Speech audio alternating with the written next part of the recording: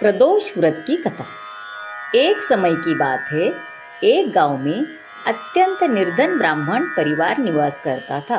उस ब्राह्मण की पत्नी अत्यंत धार्मिक और साध्वी थी, जो श्रद्धापूर्वक नियमित रूप से प्रदोष व्रत किया करती थी। इस दंपति का एकमात्र पुत्र था, जो उनका परम प्रिय था। एक दिन वह बालक गंगा स्नान के लिए अकेले ही निकल पड़ा।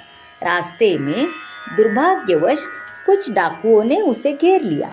उन्होंने बालक को धमकाते हुए कहा कि हम तुम्हें हानि नहीं पहुंचाएंगे, लेकिन तू हमें अपने पिता के छिपे हुए धन के बारे में बता दे। बालक ने डरते हुए और विनम्रता से उत्तर दिया, बंधुओं, हम अत्यंत निर्धन हैं, हमारे पास छिपाने योग्य कुछ भी नहीं है। चोरों ने संदेहपूर्वक पूछा, फिर तेरे पास यह पोटली किसकी है? बालक ने सरलता से उत्तर दिया, मेरी माँ ने मेरे लिए इसमें रोटियां रखी है। यह सुनकर डाकू आपस में बोले, ये तो सचमुच गरीब है, इससे कुछ ही नहीं मिलेगा, चलो किसी और को ढूंढते हैं। और वे उसे बिना हानि पहुंचाए छोड़कर चले गए। बालक आगे बढ़ते हुए एक नगर में पहुंचा। नगर के बाहर एक विशाल बरगद का वृक्ष था। थकावट के कारण वह बालक उसी वृक्ष की छांव में लेट गया और वहीं सो गया। उसी समय नगर के सिपाही डाकुओं की खोज में वहां पहुंचे। उन्होंने उस सोते हुए बालक को देखकर संदेहवश उसे चोर समझा और बंदी बनाकर राजा के समक्ष प्रस्तुत किया। राजा ने बिना जांच पड़ताल किए बालक को कारावास में डालने का आदेश दे दिया।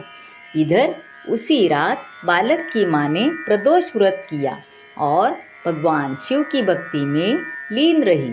उस रात्रि राजा के स्वप्न में भगवान शिव ने दर्शन दिए और कहा, जिस बालक को तुमने बंदी बनाया है वह निर्दोष है।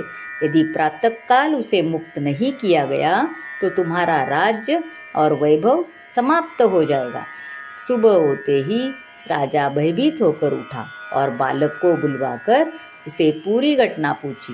बालक ने रोते हुए सारी सच्चाई कह सुनाई। राजा ने सत्य जानने के बाद सिपाहियों को आदेश दिया कि बालक के माता पिता को नगर में बुलवाया जाए।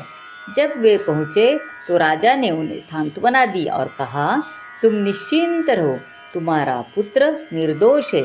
शिव की कृपा से तुम पर संकट आया था, लेकिन अब वह टल गया है। राजा ने उनकी दरिद्रता देखकर उन्हें 5 गांव दान में दे दिए। इसके बाद वह ब्राह्मण परिवार सुख और समृद्धि से भर गया। शिव की कृपा से और प्रदोष व्रत के प्रभाव से उनका जीवन आनंदमय हो गया। जैसे उन सबका जीवन आनंदमय हो गया, वैसे ही आप सबका भी प्रदोष व्रत की कथा सुन के आनंदमय हो जाएगा। प्रदोष व्रत की कथा समाप्त हो गई। जय स्वामी समर्थ।